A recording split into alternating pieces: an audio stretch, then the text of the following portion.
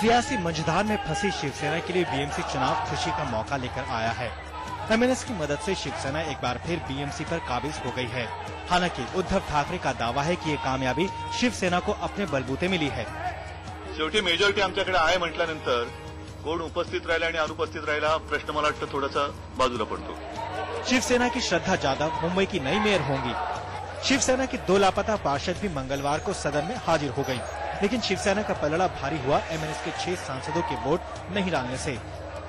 वही हार से तिलमिलाई कांग्रेस इसे शिवसेना और एमएनएस के बीच 60-60 का नाम दे रही है। मुंबई में महापौर पद का चुनाव जीतकर शिवसेना ने अपना गढ़ बचा ही लिया, पर चाचा बाल ठाकरे के पार्टी की जीत के पीछे भतीजे राज ठाकरे की पार्टी ने वोट न करके एक तरह से मदद ही की है। राहुल महाजनी, मुंबई, आज तक। पड़ोसी के काम में टांग अड़ाना, पड़ोसी के घर में ताक झाक करना और जबरदस्ती की धौंस पट्टी झाड़ना लगता है चीन की आदत में शुमार हो चुका है। खबरों के मुताबिक चीन ने तिब्बत में भारत की सीमा के बेहद करीब अपनी ताकत को बढ़ाने की मुकम्मल तैयारी शुरू कर दी है। रॉ ने जानकारी दी है कि चीन तिब्बत में 27 नई हवाई पट्टियां बना रहा है, जिनका 80 से 90% तक काम पूरा हो चुका है। जाहिर है इनका इस्तेमाल वो भारत के खिलाफ कर सकता है। साथ ही चीन ने तिब्बत में मीडियम रेंज की मिसाइल की तैनाती भी कर रखी है, जो 3000 किलोमीटर तक मार कर सकती है। लेकिन केंद्र सरकार की माने तो चिंता की कोई बात नहीं। हालांकि बीजेपी ने चीन के इस मसले को जोर शोर से उठाने का मन बना लिया है कि भारत भी अपनी तरफ से पूरी तैयारियां तो कर रहा है, लेकिन विपक्षी पार्टियां इस मुद्दे पर दोनों सदनों में बहस करवाना चाहती है। अमिताभ सिन्हा के साथ शमशेर सिंह, दिल्ली, आज तक।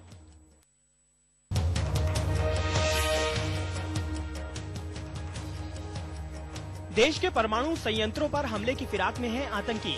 आसमान से भी हो सकता है आतंकी हमला। जी हां, सरकार ने माना है कि देश के परमाणु संयंत्रों पर आतंकवादी हमलों का खतरा लगातार बना हुआ है।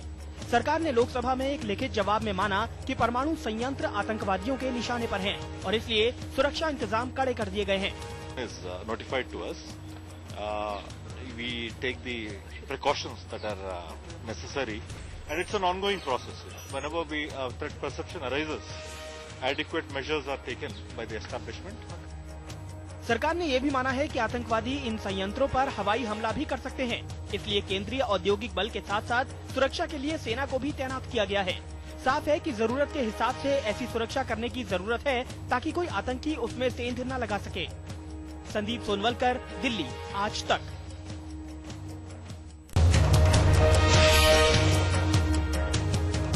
हेडली राणा मामले में पाकिस्तान को जो भी जानकारी मिली है वो उसे भारत के साथ साझा नहीं कर रहा है। इस मुद्दे पर भारत ने पाकिस्तान को आड़े हाथों लिया है। गृह मंत्री पी चिदम्बरम ने पाक पर इस मामले में सहयोग नहीं करने का आरोप लगाया है।